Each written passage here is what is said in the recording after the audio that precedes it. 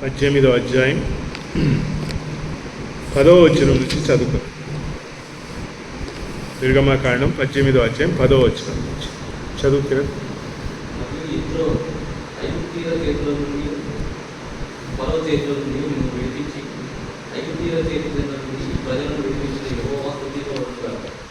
ఐగుప్తీయులు కలిగించి ఇశ్రాయేలీయుల మీద చేసిన దౌర్జన్యం బట్టి ఆయన చేసిన దాన్ని చూసి యెహోవా సమస్త దేవతల కంటే గొప్పవాడని ఇప్పుడు నాకు తెలిసిన మరియు మోషే మామి అయిన ఇద్దరు ఒక దహన బలిని బలులను దేవుని జరిపింపగా అహరోను ఇశ్రాయేలీయుల పెద్దలందరూ మోషే మామతో దేవుని సన్నిధిని భోజనం చేసి వచ్చారు. చాలు ప్రియులారా, ఇశ్రాయేలీయుల యొక్క ప్రయాణంలో ఐగుప్తు దేశం నుండి ఇశ్రాయేలు బయలుదేరి ఎర్ర సముద్రమును దాటి వారు ప్రయాణించుచు మరి అమాలేకీయుల పైన యుద్ధం చేసినారు 17వ అధ్యాయంలో. అంతకు మునుపు మరి 15వ అధ్యాయంలో దేవుడు ఐగుప్తీయుల పైన యుద్ధం చేసినాడు. ఇశ్రాయేలు కేవలం మౌనంగా నిలబడి చూసినారు. వారి ప్రయాణం అంతట్లో కూడా ఎర్ర సముద్రము దగ్గర ఇశ్రాయేలీలు ఎలాంటి చర్య చేయలేదు. మోషేకి దేవుడు సెలవిచ్చినట్టుగా ఎర్ర సముద్రమును పాయలు చేసినాడు. అయితే ఐగుప్తీయుల మీద యుద్ధం చేసిన వాడు ఎవరు అంటే దేవుడే స్వయంగా యుద్ధం చేసినాడు. దేవుడే స్వయంగా ఐగుప్తీయులందరినీ కూడా ఎర్ర సముద్రంలో ముంచివేసినాడు. అనగా యేసు ప్రభు మనలను ప్రేమించి ఈ భూలోకంలోకి ఎందుకు వచ్చినాడంటే మన పక్షమున తానే అవమానమును, నిందను, బాధను, శ్రమలను, సిగ్గును భరించాలని, శిక్షను భరించాలని వచ్చినాడు. ఎందుకు ఆయన భరించాలనుకున్నాడంటే మనము నిస్సహాయ స్థితిలో ఉన్నాము, దాస్యపు గృహమందున్నాము అని బైబిల్ గ్రంథంలో మాట్లాడుతుంది. దాస్యపు గృహము నుండి దేవుడు, మన గృహం ఎలాంటిది అని అంటే దేవుడు మనల్ని విడిపించిన గృహం ఎంతో భయంకరమైనది. ఆ గృహం అంతట్లో కూడా మరి మనము ఎలాంటి వారు అనంటే దాస్యము చేసిన వారు. దేనికి దాసులమై ఉన్నాము అనంటే పాపమునకు దాసులమై ఉంటుంది. అలాంటిది మన గృహము. నిర్గమకాండములో దేవుడు మాట్లాడతాడు ఆ మాటలు, మీరు దాస్యపు గృహమునందు ఉంటిరి అని అంటాడు. అందుకు దేవుడు మనల్ని మన దాస్యపు గృహము నుండి మనల్ని విడిపించుటకు, మనము ఏమీ చేయలేనటువంటి పరిస్థితిలో ఉన్నప్పుడు దేవుడు మన పక్షమున యేసు ప్రభువును పంపించి ఆయన ద్వారా మనల్ని అందరినీ కూడా విడిపించినాడు. యేసు ప్రభు ద్వారా మనమందరమును కూడా దేవుని సన్నిధిలో విడిపించబడిన వారమై దేవుడు మనల్ని మరి తన కార్యములన్నింటినీ కూడా తెలుపుట కొరకై తీసుకుని వచ్చి నిలబెట్టినాడు. సో ఇప్పుడు ఇశ్రాయేలీలు కూడా ఎలాంటి ప్రదేశంలోకి వచ్చినారు అనంటే దాస్యపు గృహము నుండి విడిపించబడి వారు ప్రయాణమై మరి వెళ్తూ ఉంటే వారి ప్రయాణములో ఎవరు ఎదురొచ్చినారంటే, and Jethro said, blessed be Jehovah has delivered you out of the hand of Egypt అంటాడు. ఐగుప్తు దేశం నుండి మిమ్మల్ని విడిపించిన దేవుడు స్తుతింపబడును గాక అని అంటాడు. మరి యెత్రో ఎవరు అనంటే మిద్యాను దేశమునకు చెందినవాడు. మిద్యాను దేశపు యాజకుడని 18వ అధ్యాయం 1వ వచనములో చెప్పబడింది. అన్యుడు ప్రియ, ఇశ్రాయేలు వంశమునకు చెందినవాడు కాడు. ఇశ్రాయేల్ గోత్రమునకు ఏమాత్రమును ఆయన చెందినవాడు కాడు. అలాంటి వాడు ఇప్పుడు ఏమవుతావనంటే మోషే దగ్గరికి వచ్చి ఇశ్రాయేలు ప్రజల దగ్గరికి వచ్చి వారితో కలిసి ఏమంటా ఉన్నాడంటే యెహోవా స్తుతింపబడును గాక అని అంటా ఉన్నాడు. వాస్తవంగా తర్జుమ ఎలాగ రావాలంటే యెహోవా ఆశీర్వదించబడును గాక అని రావాలన్నమాట. ఈ మాట అన్యుడు పలుకుతా ఉన్నాడు. అన్యుడైన మరి జెత్రో ఈ మాటలు యెత్రో సెలవిస్తున్నట్టుగా చూస్తున్నాం. అనగా దేవుని గ్రంథంలో, దేవుని తలంపులో, దేవుని ప్రణాళికలో మనమందరమును కూడా దేవుని పిల్లలతో కలవాలి, దేవుని ప్రజలతో ఐక్యపరచబడాలనే తలంపు దేవుని మనసులో ఉండేది. అందుకే ఇక్కడ యెత్రో వస్తూ ఉన్నట్టుగా చూస్తాం. అందుకే పౌలు ఎఫెసీయులకు రాసిన పత్రికలో ఆయన ఒక మాట ఎఫెసీయులకు రాస్తే ఏమన్నాడు అనంటే, ఇది కూడా ఎఫెసీయులకు రాసిన పత్రిక ఎలాంటిదంటే అన్యులకు రాసిన పత్రిక. అన్యదేశమునకు అన్యజనాంగమునకు ఏం రాస్తూ 1 అధ్యాయం 3వ వచనంలో అంటాడు అంటే, blessed be the God and Father of our Lord Jesus Christ అంటాడు. ప్రభు అయిన యేసుక్రీస్తు యొక్క తండ్రి అయిన దేవుడు స్తుతించబడునుగాక అని అంటాడు. అక్కడ కూడా ఏం రావాలంటే ఆశీర్వదించబడునుగాక. అంటే దేవుడు అన్యులను మనలను తీసుకొచ్చి, అంటే అన్యులు ఇశ్రాయేలు ప్రజలందరినీ కూడా కలపాలనే తలంపు ఆయన మనసులో ఉండింది కనుక ఇశ్రాయేలు ప్రయాణము ఆరంభించిన 3వ మాసంలోనే ఈ సంఘటన జరుగుతూ ఉంటుంది. ఇది ఎంతో దూరం జరగలేదు. వారు ఎన్నో సంవత్సరాలు ప్రయాణం చేయలేదు. ఇశ్రాయేలు 3 నెలల ప్రయాణ ప్రాంగణములో ఎవరు వచ్చినారంట? ఎత్రో వారిని సంధించుటకు అక్కడికి వచ్చినాడు అని మనం చూస్తాం. వీరందరూ కూడా అక్కడ ఏం చేస్తూ ఉన్నారంటే యెహోవా ఆశీర్వదించబడును గాక అంటూ ఈయనేం చెప్తా ఉన్నాడంటే 11వ వచనంలో ఏం చెప్తామంటే, now I know that Jehovah is greater than all gods. అందరి దేవుళ్ళ కంటే ఎవరు గొప్పవాడంట? యేసుక్రీస్తు యొక్క తండ్రి అయిన దేవుడు. అందరికంటే గనుడు ఎవరు అంటే యేసు ప్రభు. ఈ భూలోకంలో సమస్త మానవాళి కంటే గనుడెవరు అంటే యేసు ప్రభు. ఫిలిప్పీలకు రాసిన పత్రిక 2వ అధ్యాయం 10వ వచనంలో అంటాడు, అందుచేత దేవుడు ఆయనను అత్యధికముగా హెచ్చించెను, అన్ని నామముల కంటే పైనామం ఆయనకు అనుగ్రహించెను. ఆయన ఈ మాటలన్నీ కూడా దేవుడు పౌలు నోట నుండి బయలుపరుస్తా ఉన్నాడు. ఎవరికి చెప్తా ఉన్నాడంటే అన్యులమైన మనకందరికీ తెలియజేస్తాం. అన్యుల నోట నుండి యేసు ప్రభు ఘనపరచబడాలని దేవుని ప్రణాళిక. అందుకే ఎత్రో ఇక్కడ ఏమంటామనంటే అన్ని లోకంలో ఉన్న అన్ని దేవుళ్ళ కంటే ఆయన హెచ్చైన వాడు అంటాడు. He is greater than all gods. ఈ భూలోకంలో మనందరికీ ఒక వెలుగు ఉంటుంది. ఆ వెలుగంతటి కంటే హెచ్చైన వాడు యేసు ప్రభు. ఇది ఎవరు మాట్లాడుతున్నారంట? అన్యుడైన ఎత్రో మాట్లాడుతున్నాడు. దేవుడు మన నోట నుండి ఏం వినాలనుకున్నాడంటే నేను ఉన్నతమైన వాడను అని చెప్పే పదములను వినాలని ఇష్టపడినాడు. అందుకే మనల్ని అందరినీ రక్షించినాడు. పౌలు చేత మాట, ఇదిగో మన ప్రభు అయిన యేసుక్రీస్తు యొక్క తండ్రి అయిన దేవుడు స్తుతించబడునుగాక, ఆరాధించబడునుగాక, ఆశీర్వదించబడునుగాక. ఈ పదాలు దేవుడు ఎక్కడ వినాలనుకున్నాడంట? అన్యులమైన మనం. అందుకే మనల్ని రక్షించినాడు. అందుకే ఇక్కడ ఎత్రో వచ్చి ఈ మాట అంటా ఉన్నాడు. ఏమంట? నౌ ఐ నో, ఇందు మూలంగా నాకు తెలుసు. ఇందు మూలంగా నాకు తెలుసు. ఏమి తెలుసు అనంటే దేవుడు అత్యధికమైన వాడు. ఎలాగూ అంటే వీరి మనలందరినీ కూడా దేవుడు ఎలాగూ కలిపినాడు అని అంటే ఎఫెసీ పత్రిక 2వ అధ్యాయం 18వ వచనం చూస్తే అక్కడ ఈ ఇశ్రాయేలీల మధ్య వచ్చి ఈ మాటలు పలుకుతా ఉన్నాడు.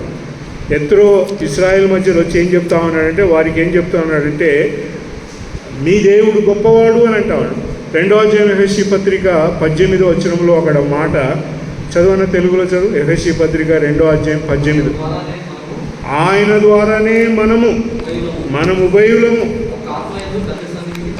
ఒక్క ఆత్మయందు తండ్రి సన్నిధికి చేరగలిగి ఉన్నాము అంటారు.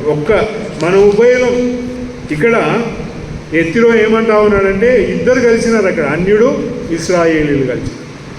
వీరిద్దరు ఎలా కలిసినారు అని అంటే దేవుని సన్నిధిలో అన్యులను ఇశ్రాయేలీలు ఎలాగున్నారు అంటే కలిసి ఇక్కడ ఏం చేస్తూ ఉన్నారంటే 12వ వచనంలో, and Jethro Moses' father-in-law took a burnt offering and sacrificed this for God. నిర్గమకాండం 18వ అధ్యాయం 12వ వచనంలో ఏమంటా ఉన్నాడంటే ఎత్రో ఏం చేస్తూ ఉన్నాడంట? ఆయన దహన బలిని దేవునికి అర్పిస్తూ ఉన్నాడు. ఇక్కడ వరుస మనం చక్కగా గమనించాలి. అన్యుడు యూదుడు లేదా అన్యుడు ఇశ్రాయేలు కలిసి దేవునికి దహన బలి అర్పిస్తూ ఉన్నారు. దేవుని ప్రణాళికలో ఇశ్రాయేలీలకు ఆజ్ఞ ఇయ్యక మునుపు, ఇజ్రాయేలుతో దేవుని నిబంధన చేసుకోక మునుపు దేవుడు ఇప్పుడు ఏం చేస్తా ఉన్నాడంట? అన్యుడు ఇశ్రాయేలీయుడు కలిసి అర్పణలను అర్పిస్తారనే వెలుగు ఇక్కడ మాట్లాడుతూ ఉన్నాడు. ఇప్పుడు ఎలాంటి కాలం అంటే దేవుడు మనల్ని ఎందుకు రక్షించినాడంటే అన్యులతో కలిసి మనమందరమును కూడా దేవుని గణపరచవలననే ఆయన ప్రణాళికతో మనలందరినీ మన ఉభయులము ఒక ఆత్మ చేత ఆయన రక్షించినాడు. యేసు ప్రభు ద్వారా మనం అందరినీ ఎందుకు రక్షించినాడు అని అంటే దేవుడు మనల్ని ఇశ్రాయేలీయులతో సమానంగా కలపాలనుకున్నాడు. ఎత్తిరో ఐగుప్తు నుండి బయలుదేరి వచ్చిన ఇశ్రాయేల్ జనాంగానికి 3 నెలల తర్వాత ఆయన వచ్చి వారిని అంటే సుమారు 90 దినముల తర్వాత వారి ప్రయాణంలో ఎత్తిరో కలుసుకుంటున్నాడు. అన్యుల ప్రయాణం ఎలాగూ సాగింది అంటే పరిశుద్ధాత్ముడు 50వ దినమున భూలోకమునకు వచ్చిన తర్వాత ఐగుప్తు ప్రయాణంలో నుంచి బయటికి విడిపించబడిన అన్యులు ఎలాగూ కలిసినారంటే మరి కొర్నేలి ఇంటి దగ్గరికి వచ్చి అన్యులు కలిసినట్టుగా చూస్తాం. అలాగూ పోతూ వారి పరిచర్య అంతట్లో కూడా సమరయ పట్టణంలో మరి కొర్నేలి ఇంటిలో మరి అలాగూ వెళ్తూ వెళ్తూ దమస్కు మార్గంలో సౌలు మరి ప్రయాణం చేసుకుంటూ మరి కొరింథీ మరి అపోస్తల కార్యం 19వ అధ్యాయంలోకి వచ్చేసరికి పౌలు ఎథెన్స్ పట్టణంలోనికి 16వ అధ్యాయంలో మాసిదోనియా పట్టణంలోకి వెళ్ళి అంటే అన్యులందరినీ దేవుడు పోగు చేసి ఏం చేయాలనుకుంటున్నాడంట, తన సంఘమును తాను కోరుకున్న దహన బలులన్నింటినీ కూడా పోగు చేయాలని ఇష్టపడినాడు. అంత గొప్ప ధన్యతను దేవుడు మనలందరినీ అపోస్తల కార్యం 10వ అధ్యాయంలో కొర్నేలి వస్తాడు. 11వ అధ్యాయంలో యూదులందరి పేతురును ముట్టడి వేసి నువ్వు ఎందుకు అన్యుని ఇంటికి పోయినావంటే దాని వర్ణన మాట్లాడతాడు. ఆ తర్వాత 12వ అధ్యాయంలో తీసుకుంటే అదిగో మరి ఈ ప్రయాణం అంతట్లో కూడా దేవుడు సంఘమును అభివృద్ధి చేసుకుంటూ వెళ్తాడు. పౌలు శీలలు ఇద్దరు ప్రయాణమై వెళ్ళిపోతూ ఉంటారు. 13వ అధ్యాయంలో పౌలు శీలలు ప్రయాణం అయిపోతారు. 16వ అధ్యాయంలోకి వచ్చేసరికి మరి మరి ఊదా రంగు అమ్ముకునే మరి లూదియా పరిచయం అవుతుంది. జైలు అధికారి పరిచయం. వీళ్ళందరూ అన్యులు ప్రియులారు. అన్యులు ఇశ్రాయేల్ ప్రజలతో కలవాలి, వారందరూ ఒకటి కావాలనే దేవుని ప్రణాళికతో సంఘమును ఏర్పాటు చేసుకున్నాం. మనం అందరం ఎందుకు ఇలా కూడుతున్నాం అంటే దేవుని ప్రణాళికలో నీవు నేను మనం అందరం ఇశ్రాయేల్ ప్రజలతో ఏం చేయాలంటే దహన బలులు అర్పించాలని. ఇశ్రాయేలీలు సంఘము చేయాల్సిన పనంతా ఏంటంట, ఈనాడు ప్రస్తుత కాలము దేవుడు దహన బలిగా మనం అర్పించాల్సిన ఈ అర్పణ ఏమైనా ఉందంటే యేసు ప్రభువే ప్రియ. ఆయనను అర్పించుటకే దేవుడు మనల్ని అందరిని ఎన్నుకున్నాడు. తర్వాత ఏం జరిగిందంట, వారు 17వ వచనం ఎత్తిరో మోషే అంటే మామైన ఆయన దహన బలిని తీసుకొని దేవునికి అర్పణలు అర్పించి ఎవరు వచ్చినారంట, and Aaron came and all the elders of Israel to eat bread with Moses father-in-law in the presence of God. ఆ అర్పణలు అర్పించిన తర్వాత ఎవరు వచ్చినట, అహరోను వచ్చినాడు. అహరోను వచ్చి ఏం చేస్తున్నాడంట, పెద్దలతో వచ్చి వారందరూ కలిసి మరి ఇతరులతో భోజనం చేస్తున్నట్టుగా చూస్తాం. అంటే ఇది భవిష్యత్ కాలంలో ఇశ్రాయేలీలు అన్యులు కలిసి దేవుని పట్టణంలో భోజనం చేయబోతా ఉన్నారనే సంఘటన తెలియదు. ఇది ఈనాడు ఆత్మీయంగా జరుగుతూ ఉంది ప్రియుల. ఈనాడు ఆత్మీయంగా మనం అందరం కలిసి ఎలా భోజనం చేస్తూ ఉన్నామంటే రొట్టె రసంలో పాల్గొన్నప్పుడు యూదుడు లేడు, అన్యుడు లేడు, ఇద్దరు ఒకటై ఉన్నారు. ఈ ఇద్దరు ఎక్కడ కలుస్తున్నారంటే యేసు ప్రభుని జ్ఞాపకం చేసుకునేటప్పుడు. ఇక్కడ యూదుడు లేడు, అన్యుడు లేడు, అందరు కలిసి ఏం చేస్తానంట, అహరోను, మోషే, ఎత్తిరో, సంఘ పెద్దలు 4 భాగాలుగా అందరూ చేరి వచ్చి మరి భోజనం చేయించున్నట్టుగా అహరోను యాజకత్వం మనకు చూపిస్తా ఉన్నాడు. అహరోను దేవుడు నిర్ణయించిన ప్రధాన యాజకునిగా మరి ఇశ్రాయేల్ దేశపు యాజకత్వమును చూపిస్తూ ఉన్నాడు, లేదా యాజకత్వమును కనపరుస్తూ ఉన్నాడు. పెద్దలు దేన్ని చూపిస్తానంటే పాలనను చూపిస్తూ ఉన్నాడు, సంఘములో జరగాల్సిన పాలనను చూపిస్తాడు. మోషే ఎవరిని చూపిస్తున్నాడు అని అంటే దేవుని వాక్యమును చూపిస్తూ ఉన్నాడు. 4 ఎత్తిరో ఎవరిని చూపిస్తున్నాడంటే మనలని చూపిస్తూ ఉన్నాడు. ఈ 4 సంఘంలో ఉన్నాయి పిల్లలు. ఈనాడు యేసు ప్రభువుని నమ్ముకున్న మనమందరము కూడా దేని కొరకై కూడి వచ్చినాడు, అహరోను అనగా మొదటిగా యాజకత్వము చేయడానికి కూడి వచ్చినాం. మనమందరం దేవునికి బలులను అర్పించడానికి వచ్చినాం. రెండోది పెద్దలు వచ్చినారంటే పాలన, సంఘములో పరిపాలించేవాడు పెద్ద పిల్లలు, వాక్యము చెప్పేవాడు పెద్ద, దేవుని వాక్యమును బోధించేవాడు పెద్ద. 3వ వ్యక్తి ఎవరంట, మోషే దేవుని వాక్యమునకు నిదర్శనం కనబడి. 4వది ఎవరంట, ఎత్తిరో. మోషే మామ అని రాయబడి, అంటే ఆ బంధుత్వమును తీసుకొస్తా ఉన్నాడు. సంఘపు బంధుత్వం ఎలాంటిది అంటే ఇంటి వాతావరణమును తెలుపుతా ఉన్నాడు. ఇంటి వాతావరణంలో కూడి ఉన్న మనం అందరమును కూడా దేవుని కొరకై దేవుని మరి స్తుతిని, దేవుని తలంపులను పంచుట కొరకే దేవుడు మనకిచ్చిన ఈ గొప్ప భాగ్యం లేదు. కనుక ఈ చిన్న పాఠ్య భాగంలో ఇశ్రాయేలీల ప్రయాణములో ఎవరు వచ్చినారంటే, అదిగో ఎత్తిరో వచ్చినాడు. ఎందుకు వచ్చినాడు అనంటే, దేవుని ప్రణాళికలో అన్యులు ఇశ్రాయేలు కలిసి సహవాసంగా సాగాలని దేవుడు వీరందరినీ కూడా పోగు చేసినాడు. పోగు చేసి ఆయన ఉన్నతమైన వెలుగును ఇక్కడ వారికి కనపరిచినట్టుగా మనం చూస్తాం. కనుక ప్రియులారా, మనం అందరము ఎందుకు దేవుని నమ్ముకున్నామంటే, దేవుడు మనందరినీ ఎక్కడి నుంచి విడిపించినాడు అంటే, దాస్యపు గృహము నుండి మనల్ని విడిపించినాడు. ఎక్కడికి తీసుకొచ్చినాడు అంటే సంఘములోనికి తీసుకొచ్చినాడు. అక్కడ మనం గమనిస్తే ఆయన మనందరినీ కూడా గొప్ప వెలుగుతో యేసుక్రీస్తు యొక్క కార్యము ద్వారా మనందరినీ కూడా మరి విడిపించి, నడిపించి, రక్షించి దేవుడు సంఘముగా ఎందుకు చేర్చినాడు అనంటే, దేవుని సన్నిధిలో బలులు అర్పించడానికి, అహరోనుగా యాజకత్వం చేయడానికి, పెద్దలుగా సంఘమును పాలించడానికి. మూడోది ఏంటంట, మోషే అనగా దేవుని వాక్యానుసారంగా సాగుటకును.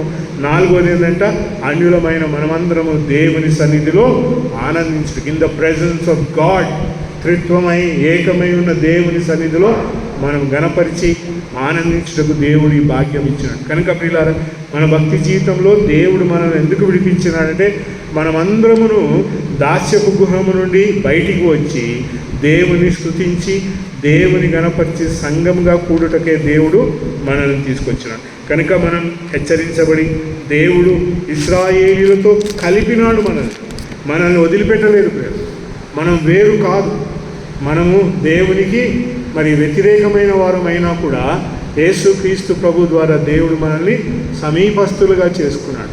ఇశ్రాయేలు ఒక్కరే శ్రేష్టము అని అనుకున్న ఆ వెలుగులో దేవుడు అన్యులమైన మనందరినీ కూడా కలిపి ఒకటిగా చేసి, ఎందుకు చేసినాడంటే ఆయనకు బలులు అర్పించడానికి, యాజకత్వము చేయడానికి, ఆయన సన్నిధిలో ఆయన పాలన జరిగించడానికి. నాలుగోది ఏంటంటే, మోషే ధర్మశాస్త్రం అనగా లేఖన భాగములన్నింటినీ కూడా తలంచుటకు, చివరిగా సంఘముగా దేవుని సన్నిధిలో కూడి భోజనములు చేసి ఆయనను దీవించుటకు. కనుక అలాగూ చేసి భక్తి జీవితంలో ముందుకు సాగుతాం. దేవుడి మాటలు మన కొరకే దీవించుంటాడు. ఆమేన్.